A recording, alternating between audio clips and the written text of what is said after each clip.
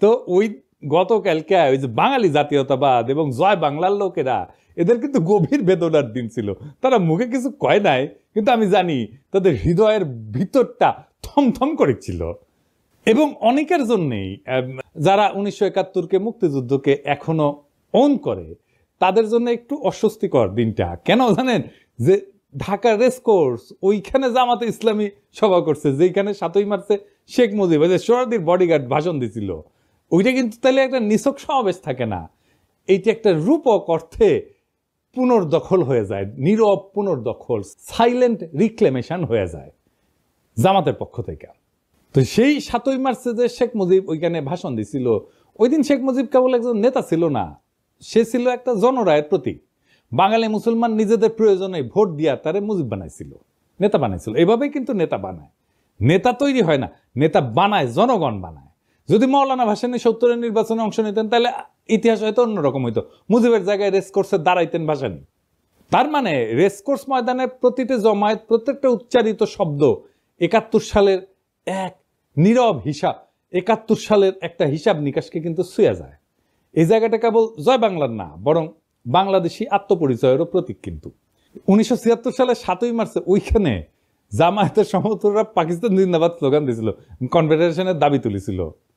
তখনও কিন্তু জামাত আনুষ্ঠানিকভাবে দল হিসেবে আত্মপ্রকাশ করেনি বাংলাদেশে। এই ঘটনার ভিতরে নিহিত আছে বাংলাদেশপন্থী নাগরিকের জন্য কিছুটা হলো বেদনার, এমনকি অপরাধ বোধের কারণ কিন্তু আছে। কিন্তু কাকে দোষ দিবেন? এই আত্মধ্বংসী বাস্তবতার জন্য দায়ী শেখ মুজিব নিজে এবং তার কন্যা শেখ হাসিনা। কারণ তারা জনগণের ভোটের পরিবর্তে ভরসা করছে ইন্ডিয়ার উপরে, এবং কলকাতার চিন্তকদের ইন্টেলিজেন্সিয়ার মাধ্যমে বাঙালি জাতীয়তাবাদকে আমদানি করে আমাদের উপরে চেপে দিছে কলোনিয়াল তালুকদারির উত্তরাধিকার হিসাবে, যার ফলাফল বাংলাদেশের মুসলমানরা তাদের প্রত্যাখ্যান করছে। সত্যি কথা বলতে, যদি আওয়ামী লীগ 1975-এর পর গণতান্ত্রিক ধারায় ফিরে আসতো, সে আর কলকাতার ইন্টেলিজেন্সিয়ার পরামর্শে বাঙালি জাতীয়তাবাদ চাপাই না দিয়া বাংলাদেশি চেতনাকে বিশ্বাস করত, যদি তারা জিয়ার তুলনায় আরো গণতান্ত্রিক হওয়ার দিশা বেছে নিত, তাহলে আজ তাদের এমনভাবে উৎখাত হইতো না। তাই আজ যারা বাঙালি জাতীয়তাবাদের পতাকার নিচে বুক চাপড়ায় কাটতেছেন, তাদের অনেকেই শেখ হাসিনার ওই ভারত ঘেঁষা রাজনীতির বিরুদ্ধে আপত্তি করেন না, কিন্তু বরং নিজেদের ভিতরের ইসলাম বিদ্বেষ থেকে জামাতকে গালি দিচ্ছেন, জিন্নাকে গালি দিচ্ছেন, বাঙালি জাতীয়তাবাদকে ধর্ম বিদ্বেষের হাতিয়ার বানাইছিলেন। শুধু তাই না, হাসিনার নির্মম নির্যাতন, নিপীড়ন, গুম, খুন, হত্যাকাণ্ডে তারা নীরব সমর্থন দিচ্ছেন। বিদেশে লুটপাট করার টাকা ভাগাভাগিতেও তারা মুখ ফেরায় থাকেনি। এবং এরই ফলাফল হলো আজকের এই পরিণতি, আওয়ামী লীগের পতন আর জামাতের উত্থানের বাড়তি সুযোগ। তবে এই মিটিং আর একটা অভাবনীয় ঘটনা ঘটছে। কি সেটা? জামাতের আমির, আমার অত্যন্ত পছন্দের বড় ভাই, তিনি 2বার বক্তৃতা দিতে গিয়ে কোলাপস করে পড়ে গেছে। এইটা কি একটা রাজনৈতিক দলের নেতার জন্য কাম্য একটা বিষয়, কাম্য ঘটনা? এর ফলে কি জামাত আগাইলো না পিছাইলো? জামাতের কি দুর্নাম হবে? ওনার কি নেতৃত্বের সামর্থ্য নিয়ে প্রশ্ন উঠবে? না, এতে ওনার জনপ্রিয়তা বাড়বে। হিসাব করে দেখেন কারণটা কি।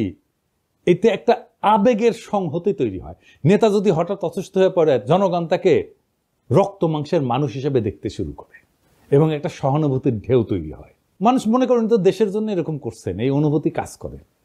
এইভাবে কোলাপস করলে তাকে একজন ত্যাগী যোদ্ধা হিসেবে তুলে ধরে। দেখো দেখো দেশের জন্য কতটা কষ্ট করতেছেন, এই বার্তা ছড়ায় পড়ে। পলিটিক্সে সবাই কথা বলে, কিন্তু সবাই কথা বলার মতো থাকে না।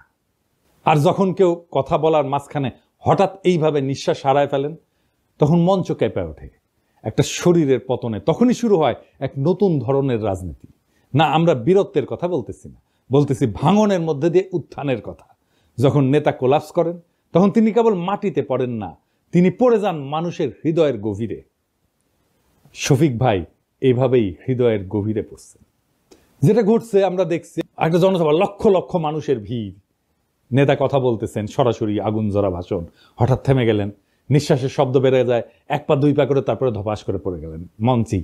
অনেকে চিৎকার করে উঠছেন, কিন্তু তিনি কি সত্যি পড়ে গেছেন, নাকি ঠিক তখনই তিনি মানুষের হৃদয়ে উত্থান করেন? আমি কয়েকটা আন্তর্জাতিক ঘটনার কথা বলি। রবার্ট এফ কেনেডি ভাষণ শেষে গুলিবিদ্ধ হয়ে মঞ্চে পড়ে যান। কোনো রাজনৈতিক প্রতীক কখনো এত রক্তে জন্ম নেয়নি। তার জন্য পোস্টার ছাপা হয়, এতেই উনার জনপ্রিয়তা আকাশচুম্বী হয়ে যায়। রাজনীতি মানে কিন্তু পারফেকশন না। মানুষ চায় একজন তার মতো একজন মানুষ, তার মতো একজন ভাঙা নেতা, যে তার মতো কষ্ট পায়, যে তার মতো কাঁদে, যে তার মতোই ভালনারেবল। এটাই হিরোইক সাফারিং এফেক্ট। নেতা যদি ভোগে, জনগণ তাকে ভালোবাসে। ফরাসি চিন্তাবিদ জালুক ন্যান্সি উনি বলছিলেন, যে শরীর কষ্ট করে সেই সত্য বয়ে আনে। আর জর্জিও আগাম্বেন উনি বলছিলেন, the moment the sovereign body collapses the political soul rises. তাহলে প্রশ্ন দাঁড়ায়, নেতা যখন পড়ে যায় তখন কি উঠে আসে? উঠে আসে ক্ষমতার নতুন ভাষা। ভাঙন থেকে উঠে আসে এক নতুন প্রতীক, যেখানে নেতা আর কেবল মানুষ না, তিনি হয়ে ওঠেন সিনেমার মতো সাহসের স্থাপত্য, বীরত্বের প্রতীক, আস্থার জায়গা, ভরসার জায়গা, এবং মানুষ কানেক্ট করতে পারে তার সাথে। নেতৃত্ব সবসময় ভাষণের মধ্যে থাকে না, এইভাবে পতনের মধ্যেও থাকে। তাই এটা সিম্বলিক ব্রেকডাউন। ফরাসি দার্শনিক রোলা বার্ট বলছিলেন যে মৃত্যুর কাছাকাছি যাওয়ার প্রত্যেকটা মুহূর্তই একটা রাজনৈতিক পুনর্জন্মের আভাস দেয়।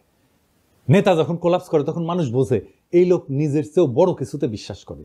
আর এখানেই আসে এক গভীর থিওরি, যেটা আগে বলছি, হিরোইক সাফারিং এফেক্ট। নেতা যখন কষ্টে পড়ে তার প্রতি সহানুভূতি বাড়ে, আর সহানুভূতির সাথে আসে বিশ্বাস। বিশ্বাস থেকে তৈরি হয় কারিশমা। জার্মান সমাজবিজ্ঞানী ম্যাক্স ওয়েবার বলছিলেন, কারিশমা হচ্ছে এক ধরনের ঐশ্বরিক বা অতিপ্রাকৃত বৈধতা, যা দুর্দিনে প্রকাশ পায়। নেতার শরীর যখন হার মানে, মন তখন কথা বলে, আর মনই তখন জনগণের সাথে একাত্ম হয়ে যায়। সুতরাং নেতা যখন তার ভাষণের মঞ্চে পইরা যান, তখন আমরা যদি দুঃখ করি তাহলে কিন্তু আমরা ঘটনাটা বুঝি না।